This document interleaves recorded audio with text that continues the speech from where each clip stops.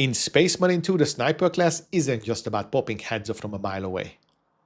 Well, okay, I mean, it's a little bit about that, but it's also about precision, battlefield awareness, and making sure that you control the fights even before they begin.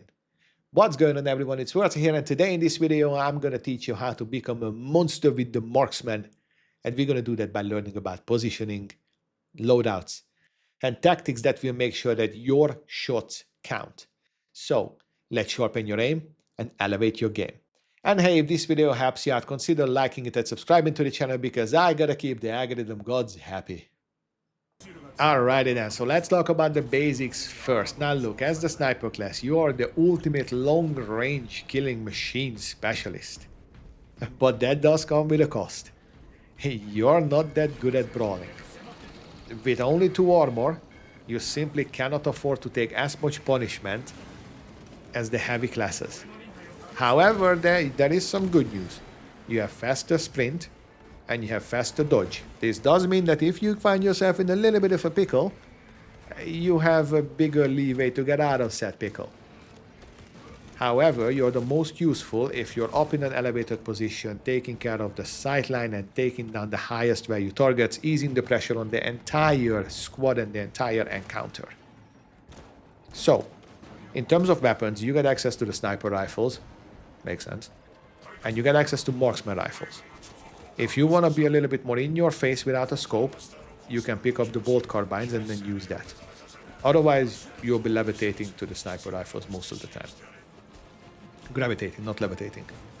In terms of melee weapons, all you have is the dagger. There's nothing to write home about, right? It's serviceable, it's good, you can duel with it, but it's very clear that you're not supposed to be using your knife for the entire encounter or the entire run. Yeah, kind of, again, makes sense. Now, your ability is all about buffing your cloak to how you want to use it and buffing your damage, more specifically your bread and butter, which is headshots and accuracy. And the last thing to mention with regards to the basics is the play style that you need to kind of get your mindset into. You want to be always 2 steps ahead in the encounter and then know what's exactly going to happen, and that will come with time. You'll learn the encounters, you'll learn the stages, and you'll know by default muscle memory where the big enemies are going to come from. You'll be able to pay attention more because the game is going to be less hectic as to is there an extremis, is there only majoris, and you'll know how to position yourself where you'll be safe and you'll be able to kill everyone. And you need to do that because you need to take down the highest value targets because of the limited shots that you have. And that is because you're going to be using sniper rifles. And sniper rifles don't run with a lot of bullets. Now look, the fan favorite is the Last Fusil fusion rifle. The reason for that lies in its customization and its damage. It is the highest damaging gun, and the customization allows you to go down multiple routes. You can either make sure that the charge is nice and girthy and big, or that you can make sure that your charges are fast, so that you don't need to wait that long between shots while they're ramping up and while you can fire them. Both of them are very good options. It depends on what your playstyle is. You can get used to how long the charging takes fairly quickly. It is going to be a little bit different in the beginning, but depending on what games have you played in the past, this might be very easy or it might be very difficult and foreign to you. So play around with it and then figure it out. Either way, you're going to get a good time with that. Now, if you do decide that you want a little bit more bullets, sacrificing a bit of damage, but you're going to be close enough so that your velocity doesn't really matter, then you would pick up a bolt sniper rifle. The bolt sniper rifle, there's nothing inherently wrong with it, right? It does a little bit less damage, but it has more ammo. So the trade-off of doing 1 to 2 shots, headshot kills with the Last Fusil becomes a 2, 3, 4 shot with the bolt sniper rifle. Perfectly fine. Just know what you're sacrificing for what you're gaining.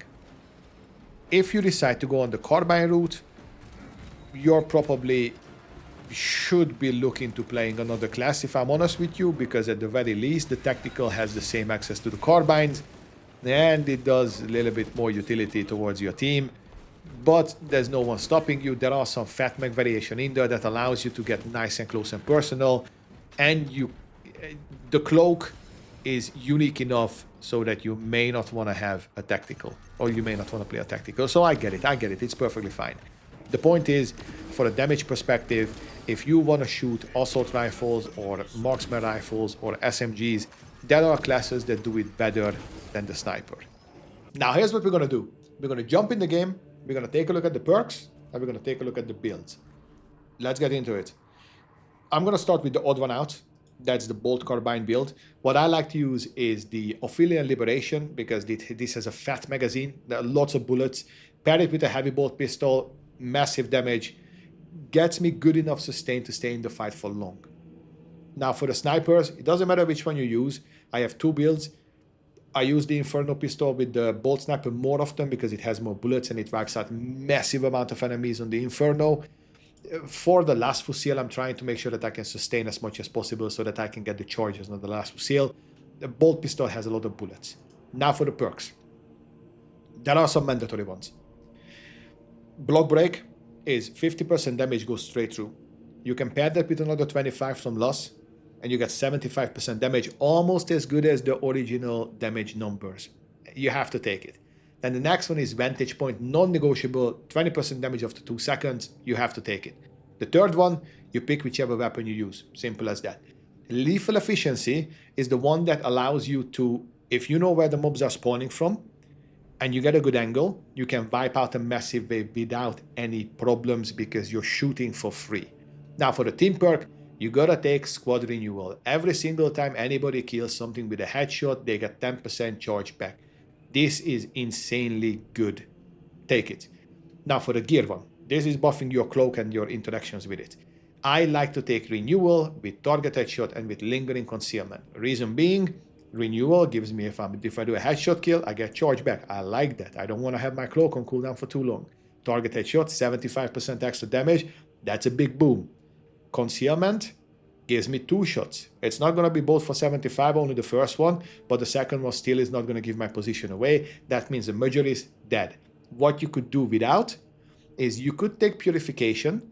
That would give you at the worst of times a stim pack, at the best of times an entire health bar. If you use that when you get a big chunk of white damage, or damage and your contested health is still there, instant heal. You could also take Guardian Protocol. It's a nice to have because when you go down, then it's usually in the middle of a shitstorm. Both of you going stealthed is an easy getaway. For the signature, I go with Pattern of Excellence. All I do is headshots, baby, day and night. So it's easy for me, right? But a grenade every 30 seconds is very, very good. Chucking them like I'm playing for the NBA.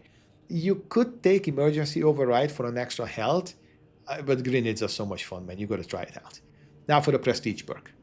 Versatile Precision is non-negotiable. Using your secondary to refill your primary every single 15 seconds with 1 bullet at least is very, very strong. After that, I'm going with Exacting Focus and Indomitable Presence. The reason why is because I find myself gun striking a lot, especially that I use a parry dagger, so it flows into my gameplay very well. The Indomitable Spirit is a bit of a flexible spot though. The third one, Conviction, I would rather have Fortitude, but since it's not available, this one at least gives us a little bit less damage taken for 15 seconds when we lose our armor, and we can lose our armor easily. Now, what you could take is you could take Material Upgrade instead of the Indomitable Spirit. That's 15% damage radius. If this was raw damage on the nades, this would be a no-brainer. Like this, it's circumstantial. It does still help, though, if you like grenades a lot. Or you could take Emperor's Grace, but I don't like Emperor's Grace, and we're going to talk about the tips and tricks section coming up. Why? So let's do that. Why don't we like Emperor's Grace? So, currently, and this might be fixed by the time this video comes out or by the time you see this video, right? It is bugged. You cannot do any damage in that 2 seconds of window, which means you cannot easily break your cloak. Why is that a problem? So my first tip is, the way that I play with the cloak is that I get in, do a shot for 70% and then get out. The less time you spend in your cloak, the better, because it keeps recharging and you only have to recharge what you deplete. So you never want to be in a situation, even though sometimes you have to, that you just spend your entire cloak repositioning, but you never want to do that. You want to make sure that your cloak recharges quickly so that you can get a massive shot every 10-15 seconds whenever you need to.